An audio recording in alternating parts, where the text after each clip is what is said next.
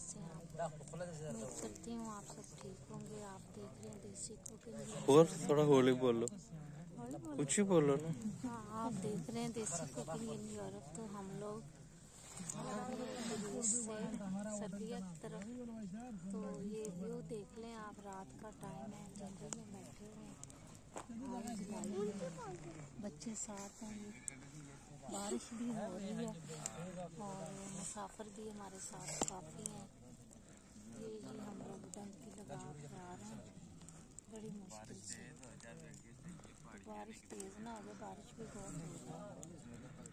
तो इंशाल्लाह आप लोगों को रास्ते में सारे व्यू दिखाते जाएंगे, तो आप लोग प्लीज़ देखें और सोचें कि कैसे इंसान कामयाबी की तरफ जाता है, कैसे कामयाब होता है और कैसे इंसान किन किन मुश्किलात के वक़्त से गुज़रता है। अभी मुश्किल वक़्त ही है। हम लोग देखें जंगल में है, इधर मारो, देखें इधर अंधेरा है, कितना अंधेरा है।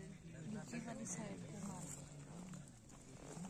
ये देखें गाँव है एक, ऊपर पहाड़ी पे चढ़ के हम लोग बैठे हुए हैं। तो सुबह इंशाल्लाह हम यहाँ से फिर निकलेंगे, तो फिर थोड़ा सा व्यू फिर आप लोगों को दिखाएंगे।